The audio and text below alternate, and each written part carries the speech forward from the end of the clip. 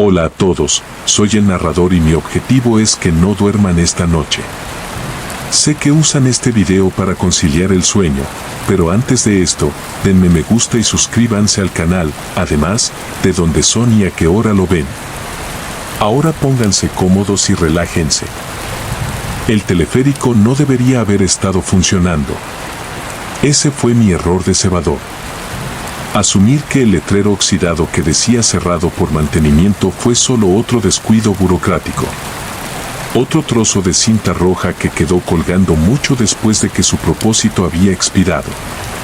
El segundo error fue subirme a ese ataúdal que se balanceaba cuando todo en mis entrañas gritaba contra ello, pero necesitaba llegar a la cima. La estación de investigación había estado en silencio durante 3 semanas y como el único geólogo dispuesto a hacer el viaje durante el OFSE, me convenció a mí mismo de que esto era solo otra revisión de rutina. La universidad necesitaba que recuperaran su equipo antes de que el invierno se pusiera inapropiado y el pago por riesgo cubriría mi alquiler durante 6 meses. Trabajo simple, entrar y salir. El operador emergió de la cabina de control como algo arrastrado de un sueño febril. Su mono colgaba suelto de un armazón que parecía haber encogido con los años y sus dedos, Dios mío, estaban negros de algo que no era exactamente grasa, ni siquiera aceite. Cuando habló, su voz tenía la aspereza de un hombre que había pasado demasiados años respirando aire de montaña y gases de diésel. Seguro. El tiempo está cambiando. Miré al cielo, gris, pero no amenazante. ¿Cuánto faltaba para llegar a la cima? 23 minutos más o menos. Sacó una pequeña libreta con las páginas deformadas y manchadas de manchas oscuras. La tapa estaba desgastada y pude distinguir el fantasma de un texto que alguna vez podría haber sido registro de mantenimiento o algo similar. Los cables habían estado temperamentales. El coche se puso en marcha con una sacudida antes de que pudiera preguntarle qué quería decir con temperamental. A través de las ventanas de plexiglas rayadas, el suelo se desvanecía bajo nosotros, revelando la verdadera envergadura de la ladera de la montaña. Una pared de granito y pedregal que se hundía en valles cubiertos de niebla. El cable se extendía frente a nosotros, desapareciendo entre nubes bajas que se aferraban a las partes altas como telarañas. Fue entonces cuando lo oí. Un sonido que me hizo doler los dientes. Metal rechinando contra metal, un chirrido que parecía provenir del propio cable. Todo el coche se estremeció y me agarré a la barandilla de seguridad con los nudillos blancos contra el acero oxidado que tenía detrás, garabateando furiosamente. El bolígrafo del operador se movía por las páginas del cuaderno con una intensidad desesperada. Todo su cuerpo estaba encorvado sobre la tarea, como si su vida dependiera de anotar cada detalle con exactitud. Sus labios se movían en silencio, formando palabras que no podían entender por el viento y el zumbido constante de la maquinaria. ¿Qué estás escribiendo? No levantó la vista. Notas de mantenimiento. Hay que registrar cada anomalía, cada sonido. Quieren que todo quede documentado. Su bolígrafo no dejaba de moverse. Llevaba 17 años haciendo esto. Nunca se perdía una sola entrada. El cable volvió a chirriar esta vez más tiempo y el coche se balanceó con tanta fuerza que me revolvió el estómago. La escritura del operador se volvió aún más frenética. Su mano se movía tan rápido que me preguntó cómo era posible que estuviera formando palabras coherentes. Cuando intenté mirar por encima de su hombro, se encorvó aún más, protegiendo el cuaderno como un hombre que guarda su última comida. ¿Quién, hijo? Autoridad de montaña, seguros, inspectores de seguridad. Su voz había adquirido un tono mecánico, como si hubiera ensayado estas respuestas. ¿Quieres saber sobre cada punto de tensión, cada fallo potencial? Nunca se puede ser demasiado precavido cuando se está suspendido a 800 pies sobre la nada. 800 tartas. No me había dado cuenta de que habíamos subido tan alto. A través de las ventanas, el mundo se había transformado en algo extraño, un paisaje de piedra y sombra, donde los árboles parecían palillos dispersos, y el camino que habíamos seguido se convirtió en una grieta fina en la tierra. La niebla se había espesado a nuestro alrededor, reduciendo la visibilidad a quizás 50 pies en cualquier dirección. Los chillidos volvieron y esta vez no cesaron. Subía y bajaba como un animal enorme, dolorido, y el movimiento del teleférico se volvió errático, dando bandazos hacia adelante, luego frenando, luego acelerando de nuevo, como si el mecanismo no pudiera decidir qué hacer. La escritura del operador se había convertido en algo que parecía más bien un boceto frenético. Su pluma se hundía lo suficiente en el papel como para rasgarlo por algunos puntos. Dios mío, ¿cuánto faltaba? 6 minutos, quizás 7. Finalmente levantó la vista y vi que sus ojos reflejaban el agotamiento particular de quien ha visto demasiado y entendido muy poco. Es peor cuando solo hay un pasajero. La distribución del peso lo desequilibra todo. Quise preguntarle qué quería decir. Seguramente habrían dejado el teleférico vacío durante los ciclos de mantenimiento, pero otro chirrido cortó el aire y el teleférico se inclinó en un ángulo que hizo que mi oído interno gritara advertencias. A través de la ventanilla vislumbré el cable sobre nosotros, grueso como mi antebrazo y oscuro con algo que podría haber sido una capa protectora o algo completamente distinto. La niebla comenzó a disiparse a medida que ascendíamos, revelando fragmentos de la estación cumbre.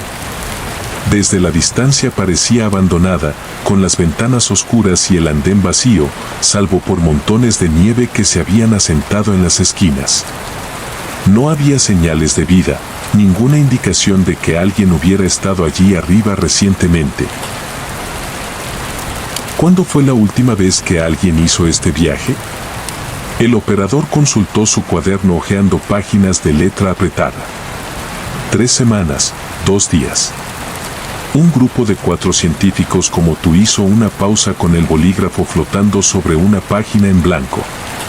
Solo 3 volvieron a bajar. Mi sangre se convirtió en agua helada. ¿Qué pasó con el cuarto? Decidió quedarse. Dijo que tenía más trabajo que hacer. El operador se encogió de hombros, pero le temblaba ligeramente la mano mientras se preparaba para escribir. A veces pasa, la gente sube, contempla la vista. Y algo hace clic, como si ahora perteneciera a la montaña. El teleférico se detuvo bruscamente con una firmeza que sugerencia que la maquinaria estaba tan aliviada como yo de terminar el viaje. El operador se dirigió a los controles de la puerta, pero antes de abrirlos me agarró del brazo con una de esas manos manchadas de aceite. Su agarre era más fuerte de lo que su apariencia sugería.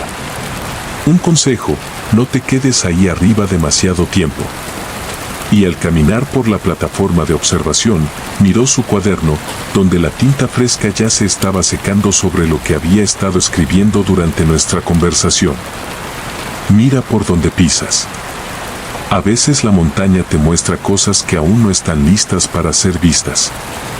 La puerta se abrió con un sistema neumático y el aire frío de la montaña inundó la cabina.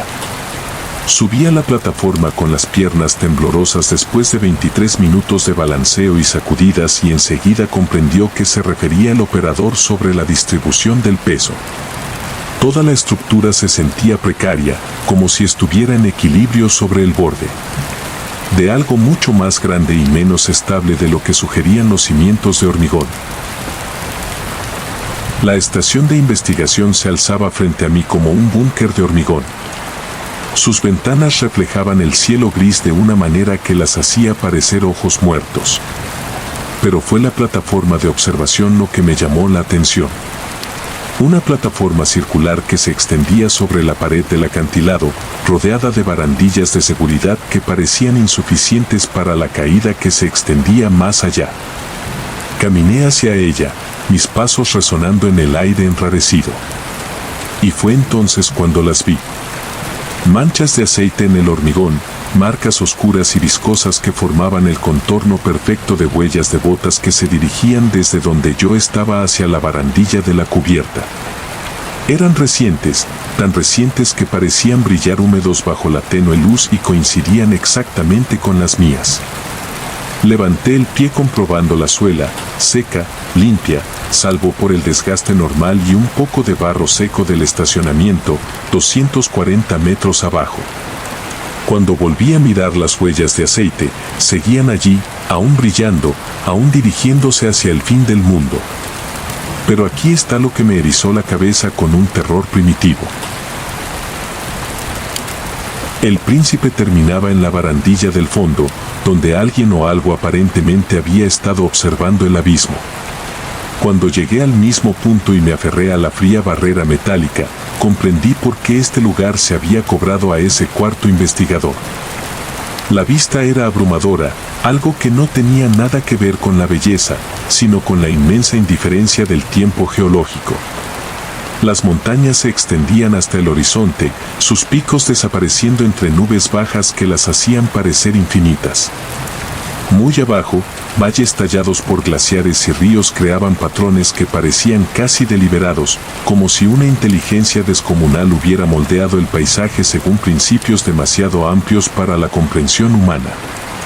Allí de pie sentí el peso de las montañas presionando desde arriba y tirando hacia arriba desde abajo, como si estuviera atrapado entre dos fuerzas inmensas a las que no les importaba mi existencia. El viento traía sonidos que podrían haber sido otros teleféricos en la distancia o algo completamente distinto. Un gemido sordo que parecía provenir de la propia roca. Fue entonces cuando noté las huellas detrás de mí. Me giré lentamente, temeroso de lo que pudiera ver, y encontré un rastro de manchas de aceite que me llevaban por donde había venido. Pero estas no eran mis huellas del viaje de ida. Eran diferentes, más profundas, con más propósito, como si quien las hubiera hecho tuviera más peso que yo. Y seguían apareciendo una a una mientras las observaba con la vista periférica. Alguien me seguía, alguien cuyos pasos dejaban la misma huella de aceite que los míos, pero que se movía con más seguridad, con más autoridad. Alguien que conoció este lugar mejor que yo. Me apoyé en la barandilla sintiendo el frío del metal en la espalda, incluso a través de la chaqueta. Las huellas seguían apareciendo, acortando la distancia entre quien las dejaba y mi posición. Cuando intenté contarlas, intenté seguir su progreso mirando directamente cada mancha. Se disolvieron en marcas sin sentido sobre el hormigón. Pero en cuanto aparté la mirada, volvieron a la claridad perfecta y el sendero había avanzado unos metros más. La maquinaria del teleférico crujió a mis espaldas metal contra metal y oí el leve rasgueo de un bolígrafo sobre papel arrastrado por el viento. El operador seguía allí abajo, escribiendo en su cuaderno manchado de grasa, documentando anomalías que las autoridades de la montaña necesitaban conocer. Entonces comprendí que yo era la anomalía. La puerta de la estación de investigación estaba entreabierta, revelando oscuridad más allá del umbral, lo que fuera que le había pasado al cuarto investigador, lo que lo había hecho decidir quedarse en la montaña, probablemente lo esperaba dentro de ese edificio, el equipo que había venido a recuperar, los instrumentos que valían 6 meses de alquiler. Ahora eran secundarios ante la creciente certeza de que no estaba solo allí arriba. Las huellas al óleo habían llegado a la mitad de la plataforma. Con la vista periférica podía verlas avanzar metódicas y pacientes, como si quien las estuviera haciendo tuviera todo el tiempo del mundo. Cuando cambié de posición, intentando ver mejor lo que pudiera estar dejando esas huellas imposibles, el rastro también cambió, siempre manteniendo la misma distancia, siempre acercándose, pero nunca llegando del todo. Bajo. El motor del teleférico tosió y se apagó. El repentino silencio fue peor que el ruido mecánico. Por supuesto, estábamos a 240 metros sobre la civilización, rodeados de picos de granito que bloqueaban las ondas de radio con la misma eficacia que las rutas de escape. La única forma de bajar era el teleférico y este no iría a ninguna parte hasta que el operador decidiera que era el momento. Las huellas de aceite ya habían cubierto 2/3 de la distancia. Pronto lo que las estuviera haciendo llegar a la barandilla donde yo estaba y descubriría si el apetito de la montaña por los investigadores se extendía a los geólogos que hacían demasiadas preguntas y se quedaban demasiado tiempo. Pero tal vez ese era el punto.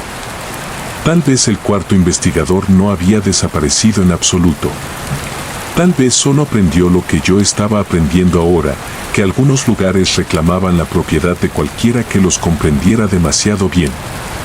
La montaña le había mostrado algo en estas huellas de aceite, alguna verdad sobre la relación entre el observador y lo observado, y había tomado la decisión racional de dejar de luchar contra ella.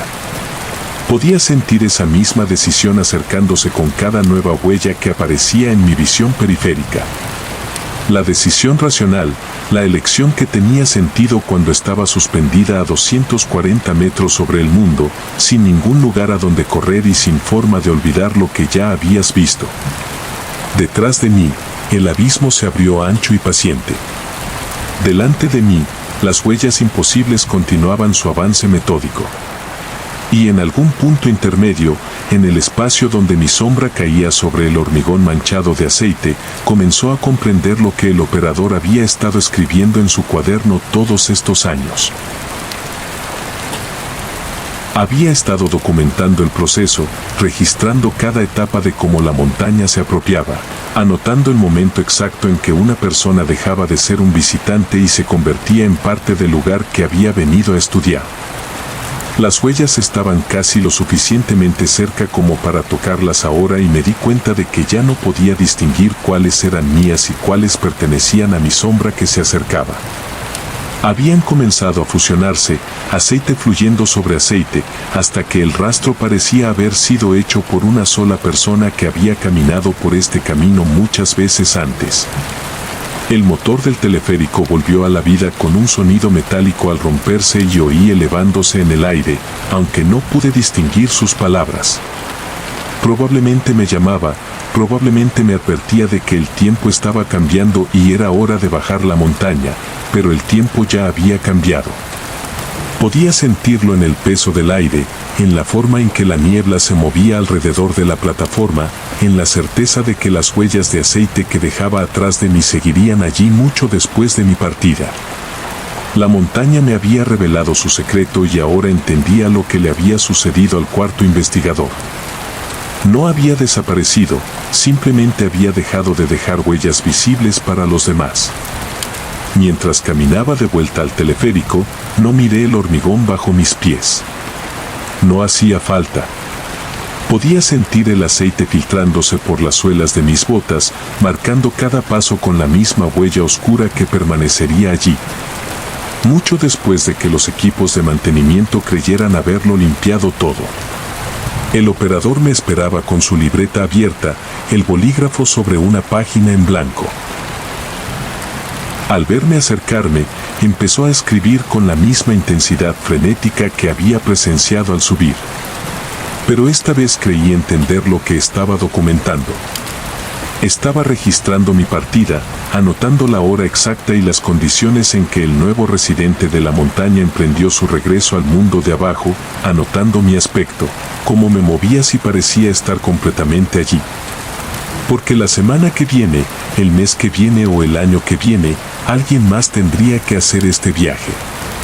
Otro investigador, otro geólogo, otra persona que creía poder estudiar la montaña sin ser estudiado a cambio. Y cuando llegaran a la cima y salieran a la plataforma de observación, verían las huellas de aceite que yo dejaba. Huellas que solo aparecerían cuando no miraran directamente. Huellas que los llevarían a la barandilla donde descubrirían lo que yo había descubierto. La puerta del teleférico se cerró tras mí con un sonido como la tapa de un ataúd y comenzamos nuestro descenso a través de la niebla. El operador continuó escribiendo, su pluma arañando páginas que ya estaban llenas de entradas similares, observaciones similares sobre visitantes similares que creían subir a recoger equipo, investigar o simplemente disfrutar de la vista. Cerré los ojos y escuché el canto del cable mientras descendíamos hacia el mundo de abajo, llevándome de vuelta a mi apartamento, a mi trabajo universitario y mi vida normal. Pero incluso con los ojos cerrados podía ver las huellas de aceite extendiéndose por la plataforma de observación, esperando a la siguiente persona que necesitara entender lo que significaba ser realmente observada. La montaña guardaba sus secretos, compartiéndolos, y ahora formaba parte de ese proceso, parte del ciclo que llevaba a la gente a la cima y la enviaba de vuelta, transformado de maneras que no comprenderían hasta mucho después, si es que lo entendían. El bolígrafo del operador no dejaba de moverse, documentándolo todo, grabándolo todo para quien viniera después. Y en la oscuridad creciente, más allá de las ventanas del teleférico, creí ver otras luces moviéndose en otros picos, otros teleféricos haciendo otros viajes, llevando a otras personas hacia otros miradores, donde otras huellas esperaban ser descubiertas. La montaña era inmensa, paciente y ansiosa de comprensión, y ahora entendía. El camino de grava terminaba donde la civilización se dio por vencida. La furgoneta de mi empresa se detuvo con un crujido junto a un buzón oxidado inclinado en un ángulo que sugería derrota. Sus números eran apenas legibles a través de capas de polvo del desierto y lo que parecía salsa seca. El GPS había perdido la señal hacía 20 minutos, dejándome a la deriva con indicaciones escritas a mano en una servilleta manchada de café. El remolque se alzaba como un tumor metálico contra la interminable extensión de Scrubland. Su revestimiento de aluminio reflejaba el sol del atardecer en destellos cegadores. Las olas de calor se reflejaban en su techo corrugado, creando la ilusión de que toda la estructura respiraba. Cogí el nuevo módem inalámbrico del asiento del copiloto con su elegante carcasa negra aún caliente del salpicadero y salía un aire que sabía a cobre y salvia. Mis botas se apoyaron en un suelo tan seco que parecía susurrar quejas a cada paso. La instalación debería haber sido rutinaria. Salir, configurar el módem, probar la conexión, cobrar, conducir a casa. Había hecho cientos de estas instalaciones remotas, llevando internet a los rincones olvidados de Nevada, donde las torres de telefonía móvil temían aventurarse. Pero algo en este lugar me erizaba la piel, una sensación que empezaba entre los omóplatos y se extendía como tinta derramada. La puerta de la caravana se colgaba ligeramente entreabierta, revelando solo oscuridad. Ningún sonido salía del interior, a pesar de que el motor de mi furgoneta anunciaba mi llegada a kilómetros de distancia. Llamame a la puerta. El hueco de aluminio producía un sonido que parecía durar mucho más de lo que la física permite. Apareció sin previo aviso, como si se materializara de entre las sombras, en lugar de caminar hacia la puerta, alto y demacrado, con la piel del color del cuero viejo y ojos que reflejaban la luz como agua quieta. Su edad era imposible de determinar entre los 50 y los 70 años, con el aspecto curtido de alguien que ha pasado décadas dejando que el desierto lo rehaga a su imagen. Su saludo fue sin palabras, solo un leve asentimiento y un gesto para que entrara. El interior olía a ozono, ya algo orgánico que no pude identificar, como algas secadas al sol. Cada superficie estaba limpia hasta el punto de la obsesión, pero el aire en sí se sentía denso, casi viscoso, como si respirara a través de un gas. Expliqué el proceso de instalación mientras desempaquetaba el módem. Mi voz sonaba extrañamente apagada en el espacio reducido. Observó cada uno de mis movimientos con una intensidad que me hizo manipular torpemente el cable de alimentación. Cuando preguntó sobre la ubicación óptima para la intensidad de la señal, señaló una pequeña mesa cerca de la cocina sin decir palabra. La instalación se realizó con normalidad hasta el momento en que encendí el dispositivo. Comenzó la familiar secuencia de luces parpadeantes, energía, internet, Wi-Fi. Pero en lugar del zumbido electrónico habitual, el módem emitía algo más. Una pulsación baja y rítmica que parecía menos maquinaria y más respiración. Había instaladas millas de estas unidades. Esto estaba mal. Antes de que pudiera investigar, el hombre se movió a una velocidad sorprendente. Levantó el módem con reverencia, acunándolo como algo precioso, y apretó un extremo contra su oreja, con los ojos cerrados, y su rostro se transformó en una expresión de profunda paz, la que había visto en pinturas religiosas. Se quedó allí parado durante lo que parecieron horas, pero probablemente fueron solo minutos, escuchando lo que el dispositivo le dice. Cuando finalmente lo bajó, sus ojos brillaban con una emoción que no pude identificar. «Ondas perfectas», dijo. Su voz con el óxido del desuso. «Escucha». Extendió el módem hacia mí. Sus luces de estado ahora pulsaban en un patrón que no coincidía con ninguna secuencia de diagnóstico que yo conociera. El sonido de la respiración se había intensificado, acompañado de algo que podría haber sido estático o podría haber sido el sonido de olas distantes. Retrocedí instintivamente mi entrenamiento profesional en guardia con una antigua parte de mi cerebro que gritaba peligro. La expresión del hombre pasó de beatífica a perpleja, luego a algo más oscuro. Su agarre en el módem se presiona. Los nudillos se veían blancos contra la piel dañada por el sol. «Tienes que escuchar», insistió dando un paso al frente. «Están llamando». Las paredes del remolque parecían presionarse hacia adentro y me di cuenta de que podía oír mi propio latido resonando extrañamente en el espacio reducido. El olor a ozono se había intensificado con un matiz metálico que me cubría la lengua. Murmuré algo sobre revisar las conexiones externas y lo empujé hacia la puerta. Afuera, el aire del desierto se sentía enrarecido y limpio después de la atmósfera opresiva del remolque. Respiré hondo intentando despejarme, pero el hombre me siguió todavía agarrando el módem. Se lo acercó a la oreja de nuevo con expresiones de alegría y anhelo que me revolvieron el estómago. Me concentré en mi trabajo, revisando las conexiones externas y ejecutando diagnósticos en mi tableta, pero mis ojos volvieron una y otra vez al hombre. Había comenzado a caminar en círculos lentos alrededor del remolque con el mat pegado a la cabeza como una llamada de Dios. De vez en cuando se detenía e inclinaba la cabeza como si escuchaba instrucciones y luego reanudaba su parrafada. La intensidad de la señal parecía buena, la conexión estable. Según todos los parámetros técnicos, la instalación fue exitosa. Debería haber cobrado y marcharme. Pero algo me quedó clavado allí en la penumbra. El comportamiento del hombre había pasado de ser meramente excéntrico a profundamente inquietante y me encontré catalogando posibles vías de escape. Cuando finalmente se acercó a mí con el módem llano en su oído, las vi. Pequeñas marcas perfectamente circulares salpicaban el chasis metálico del dispositivo, cada una del tamaño de una moneda de 10 centavos. Parecían marcas de succión, como las que se ven al retirar un dispositivo médico o un juguete infantil que ha sido presionado con demasiada fuerza contra la piel. Pero había docenas de ellas cubriendo casi todas las superficies metálicas.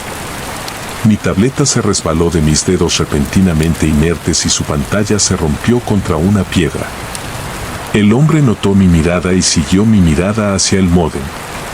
Luego, de vuelta a mi rostro, su sonrisa reveló unos dientes manchados del color del cobre viejo. «Se agarran fuerte», explicó con un dejo de orgullo en la voz. «Llevo tanto tiempo esperando una conexión adecuada». Las implicaciones me cayeron como un jarro de agua fría. Esas marcas no eran de ventosas ni dispositivos médicos. Eran de algo vivo, algo que se había presionado contra el metal con la fuerza suficiente para dejar huellas permanentes. Mi mente repasaba las posibilidades, cada una más inquietante que la anterior. Logré balbucear algo sobre que la instalación estaba completa, retrocediendo hacia mi camioneta mientras él observaba con esos ojos reflexivos, pero se movió para bloquearme el paso. El módem se acunaba contra su pecho como un bebé dormido. «Aún no has escuchado», dijo con un tono de dolor en su voz, el de un niño al que le niegan un regalo prometido. «Preguntaron específicamente por ti». Las palabras me impactaron.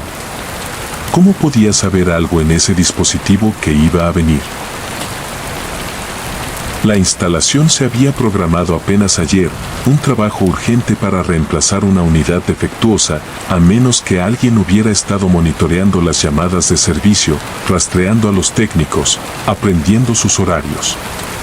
Pero eso era pura paranoia. Estaba dejando que el aislamiento y el extraño comportamiento del hombre me afectaran.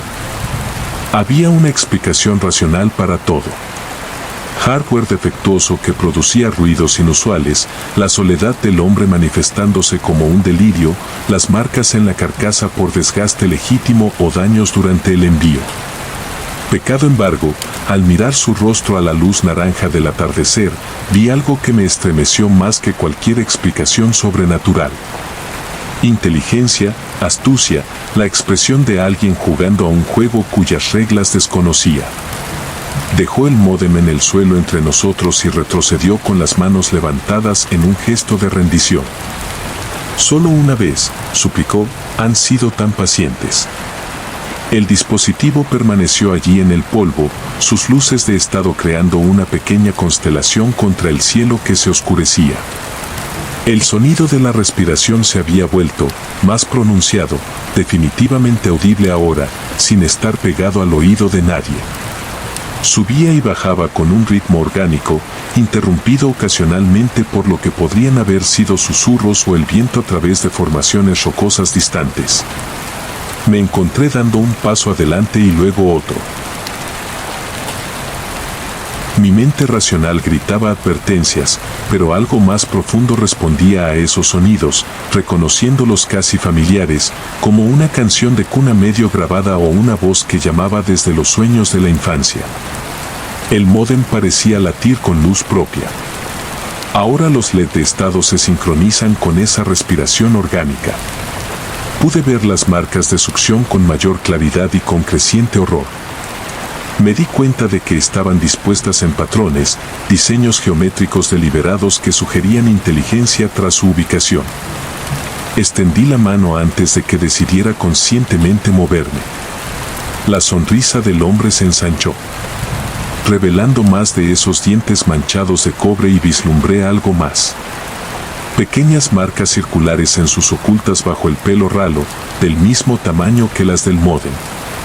Retiré la mano bruscamente y corrió hacia la camioneta, olvidando mi dignidad profesional ante la pura terror animal. El motor arrancó al tercer intento y di marcha atrás para alejarme del remolque entre una lluvia de grava y polvo. A través del parabrisas pude ver al hombre inmóvil junto al módem brillante. Su rostro se alzó hacia las primeras estrellas del atardecer. El viaje de regreso a la civilización transcurrió entre la adrenalina y las reflexiones. Para cuando llegué a la carretera, casi me convencí de haber exagerado. El hombre era solitario, excéntrico. Posiblemente padecía algún tipo de demencia que le hacía dar importancia a sonidos electrónicos mundanos. Las marcas en el módem eran solo patrones de desgaste y el sonido de la respiración era un ventilador defectuoso, pero las marcas en sus ciencias eran más difíciles de explicar. Presenté mi informe como una instalación exitosa, marcando la ubicación como cliente satisfecho, sin necesidad de seguimiento.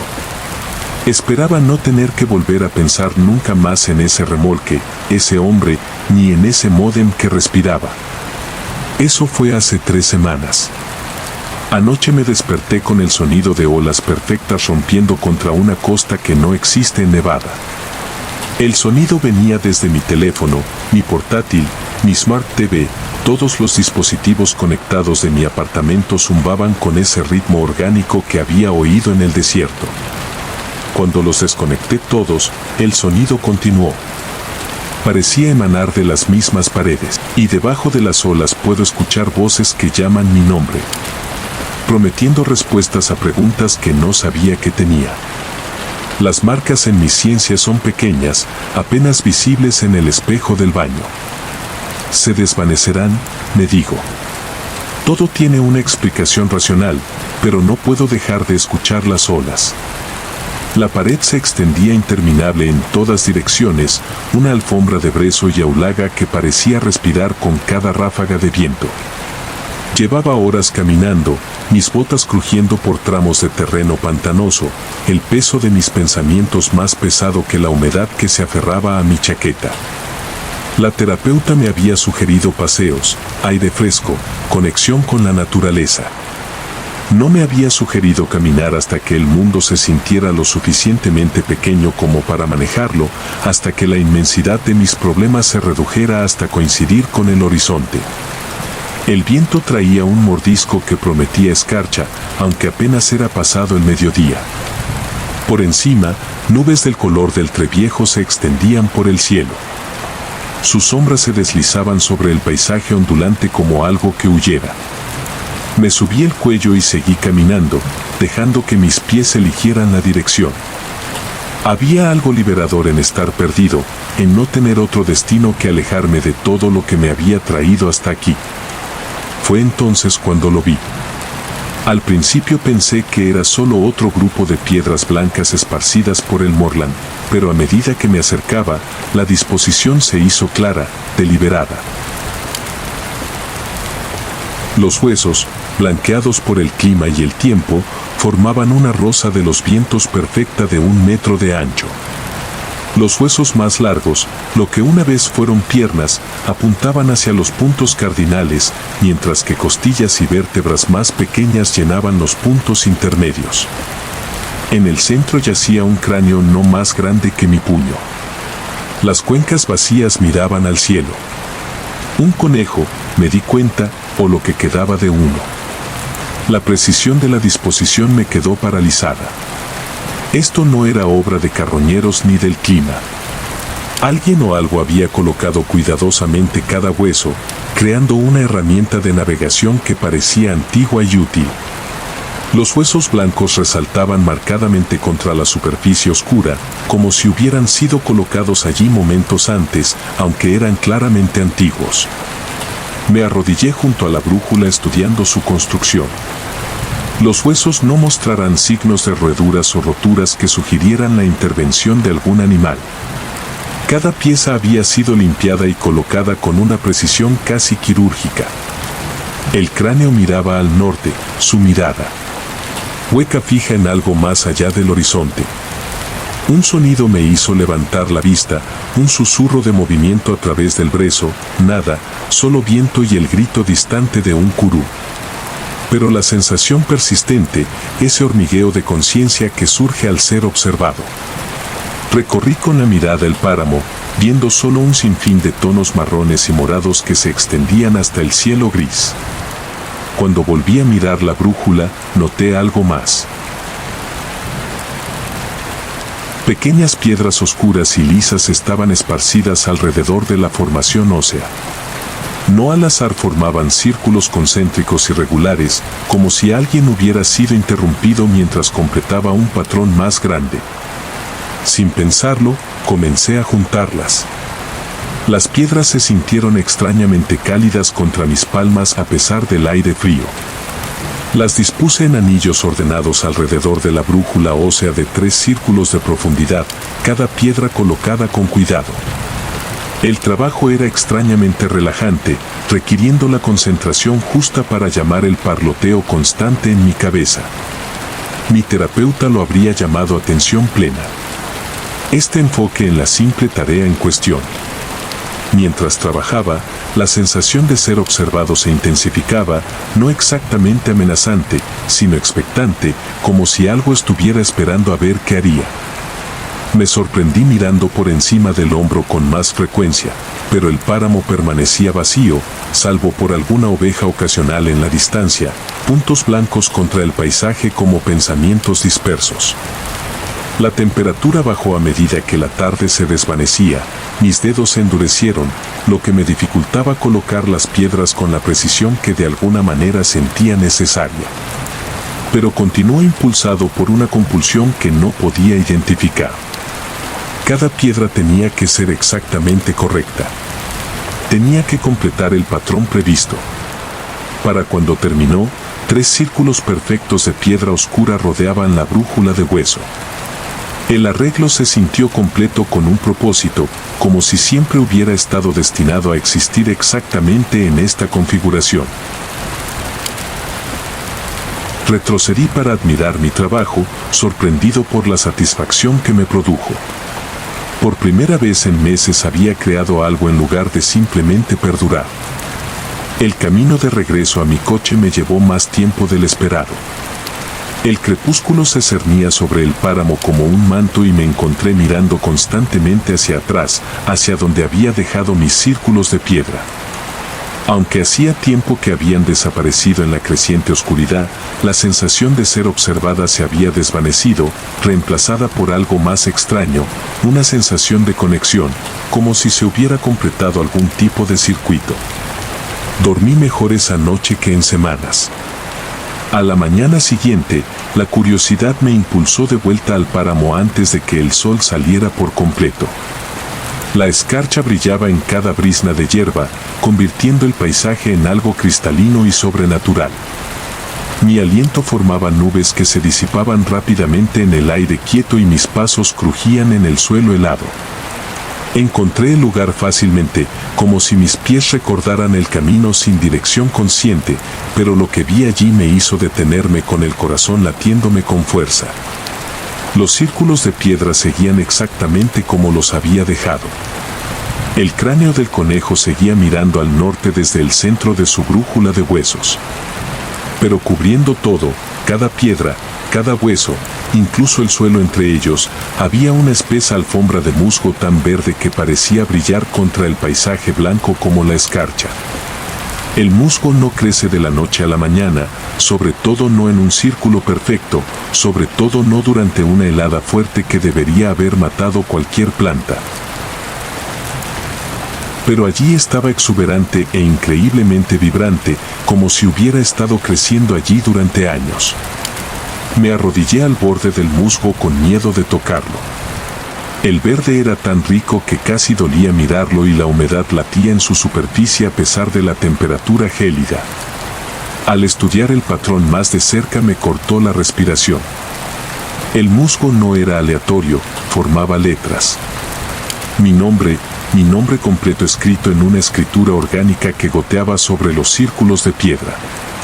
El musgo se hacía más peso en algunos lugares, creando profundidades sombrías que daban dimensión a las letras. Espera, parecían latir con vida propia, creciendo incluso mientras las observaba.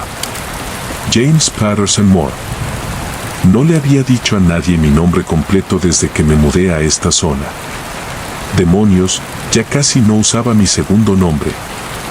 No lo había hecho durante años, pero allí estaba escrito en un verde vivo sobre las piedras que había dispuesto, como si el musgo hubiera leído mis pensamientos y les hubiera dado forma. Extendí la mano para tocar una de las letras. La J que inició mi nombre, pero la retiró bruscamente en el último segundo. El musgo parecía inclinarse hacia mis dedos, respondiendo a mi proximidad como algo consciente. La parte racional de mi mente buscaba explicaciones a toda prisa, coincidencia, pareidolia, ver patrones donde no los había. El aislamiento y la depresión me hacían imaginar cosas. Pero las letras eran demasiado claras, demasiado deliberadas y, al mediodía, mi nombre cubría un área, el doble del tamaño de mis círculos de piedra originales. Las letras ahora eran lo suficientemente gruesas como para proyectar sombras bajo la tenue luz del sol. También se estaban produciendo otros cambios. El cráneo del conejo se había hundido más en el musgo. Solo la parte superior de su cráneo aún era visible. Las estructuras de la brújula se estaban devorando lentamente, transformándose de un blanco puro a un verde apagado, pero sus posiciones permanecían claras bajo el musgo, creando sutiles crestas que mantenían el patrón de navegación. Debería haberme ido entonces. Mi instinto me decía que me alejara, que finge que nunca había visto esa vegetación imposible, pero no podía. El nombre del musgo me atraía con la misma compulsión que me había impulsado a ordenar las piedras. Era hermoso de una manera que me oprimía el pecho. Hermoso, erróneo e imposible. A medida que avanzaba el día, emergieron otros detalles. Pequeñas flores comenzaron a aparecer entre el musgo. Flores no más grandes que cabezas de alfiler que blancas desprendían un tenue aroma dulce. Crecían solo a lo largo de las curvas de las letras, siguiendo la escritura orgánica como florituras decorativas. La fragancia era embriagadora, evocadora de algo que no podía ubicar, algo que me hacía pensar en la infancia, la seguridad y el ser conocido. El sol se ponía cuando finalmente me obligué a irme, pero podía sentir el musgo detrás de mí, que continuaba su crecimiento imposible, borrando mi nombre con letras que nadie más vería ni creería jamás. Esa noche soñé con caminar por jardines hechos completamente de musgo, donde cada superficie era suave, verde y viva. En el sueño no estaba sola. Algo caminaba a mi lado, manteniéndome el ritmo, pero sin llegar a entrar en mi visión periférica. Cuando intentaba girarme y mirar, se desvanecía, dejando solo la impresión de su presencia y el persistente aroma de esas diminutas flores blancas. Desperté antes del amanecer, impulsada por una necesidad que no podía identificar. La mañana y la madrugada eran un mundo diferente, envuelto en una niebla que convertía los puntos de referencia familiares en sugerencias de sí mismos. Me dirigí al círculo de musgo tanto por el tacto como por la vista, siguiendo un sendero que parecía brillar tenuamente en la oscuridad previa al amanecer. Lo que encontré desafió todo lo que creía saber sobre el mundo natural. El musgo se había extendido durante la noche formando un complejo patrón de mandala que se extendía 15 metros en todas direcciones. Mi nombre seguía en el centro, pero ahora estaba rodeado de espirales y formas geométricas que dolían al mirarlas directamente. Parecían cambiar y moverse al verlas de reojo, creando ilusiones ópticas que me mareaban. Pero ya no era solo musgo. Otras plantas se habían unido al jardín imposible. Helechos que crecían en curvas matemáticas perfectas. Flores que parecían estar cuidando las plantas, fomentando ciertos patrones de crecimiento y desalentando otros, dando forma al jardín imposible con movimientos cuidadosos y deliberados. Una de las formas se detuvo cerca de donde yo me agazapaba entre los brezos y por un instante la niebla se disipó lo suficiente como para que pudiera verla con claridad. Alta e increíblemente delgada, se mueve con articulaciones que se doblan en demasiadas direcciones. Su rostro, si es que tenía rostro, estaba vuelto hacia mí y sintió el peso de su atención como algo físico. ¿Por qué? Susurré una palabra apenas audible, incluso para mí. La forma ladeó lo que podría haber sido su cabeza y oí un sonido como el viento entre árboles lejanos, como el agua corriendo sobre las piedras, como el tamaño que adquieren las plantas al crecer. No era un habla, pero de alguna manera lo entendí porque completaste el circuito, porque viste lo que debía ser visto, porque tu nombre ya estaba aquí esperando a crecer. Entonces la niebla volvió a cerrarse y la forma desapareció, dejando solo el sonido de sus pasos, que no eran del todo desvaneciéndose en la distancia. No sé cuánto tiempo estuve allí sentado creciendo viendo el jardín imposible alrededor de mi nombre, horas, quizás, el tiempo suficiente para que el sol saliera y disipara la niebla, revelando el páramo a plena luz del día. El tiempo suficiente para ver que el jardín ya empezaba a marchar. El verde artificial se oscurecería lentamente en los bordes. Para cuando finalmente me levanté para irme, solo quedaba el tenue contorno de mi nombre, visible más como una depresión en la tierra que como un crecimiento real. Las flores habían desaparecido. Los patrones geométricos se disolvieron de nuevo en la tierra común y corriente. Incluso las piedras que había dispuesto con tanto cuidado estaban dispersas como si nunca las hubieran movido. Solo quedaba el cráneo del conejo blanco y limpio, mirando al norte con las cuencas vacías que parecían seguirme mientras me alejaba. He vuelto a ese lugar una docena de veces desde entonces. A veces encuentro páramos comunes, breciaulagas y alguna que otra oveja. A veces hay piedras dispuestas en patrones que no recuerdo haber hecho. Una vez encontré mis iniciales trazadas en el rocío de la mañana, que no debería haberse formado en un día tan seco. Mi terapeuta dice que estoy mejorando, que los paseos me están ayudando con la depresión. Le alegra que haya encontrado lo que ella llama un sentido de propósito en mi rutina diaria. No pregunta por qué siempre camino en la misma dirección ni por qué a veces vuelvo con tierra bajo las uñas y manchas de musgo en la ropa. Las formas en la niebla no han regresado, al menos no en ninguna forma que pueda ver con claridad. Pero a veces, cuando el viento es favorable y la luz cae en cierto ángulo sobre el páramo, vislumbro movimientos que no pertenecen a todo este mundo. Y a veces, justo antes de quedarme dormida, percibo el tenue aroma de diminutas flores blancas que solo existen en jardines imposibles. Todavía no sé si lo que vi fue real o solo otro síntoma de una mente que lucha por encontrarle sentido al caos.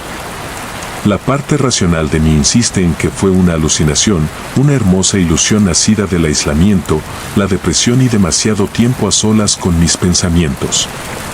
Pero cada mañana reviso mis zapatos en busca de manchas de musgo y cada noche sueño con jardines donde mi nombre crece en letras vivas, cuidados por cosas que pueden o no existir en un lugar que puede o no ser real. La brújula apunta al norte, siempre al norte, hacia algo que no puedo nombrar, pero que de alguna manera entiendo y sigo su dirección.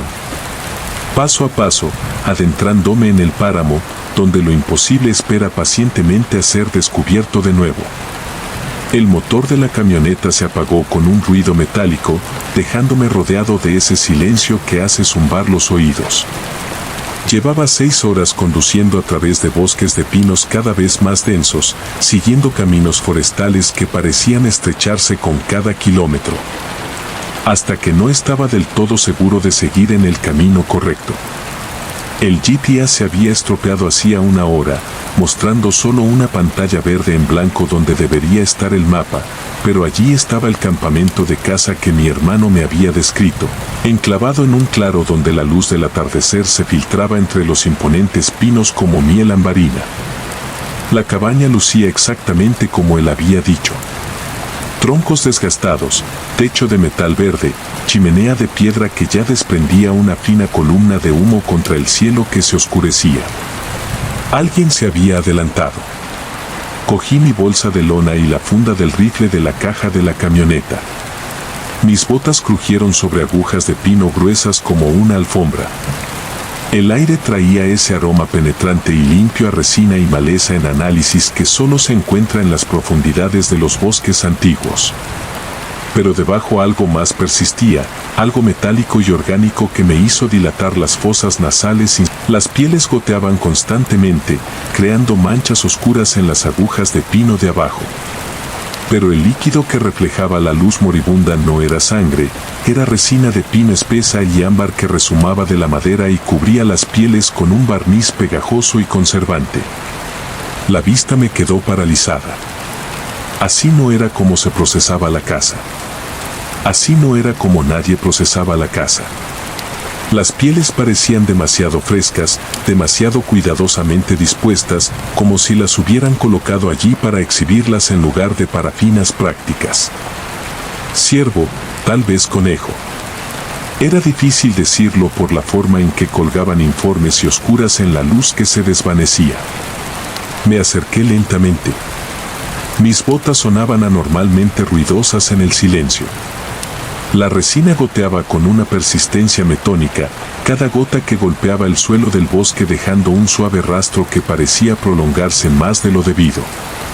De cerca vi que los troncos habían sido marcados deliberadamente, cortados con patrones precisos que canalizaban la savia directamente sobre las pieles colgantes. Alguien había dedicado mucho tiempo y reflexión a crear este arreglo.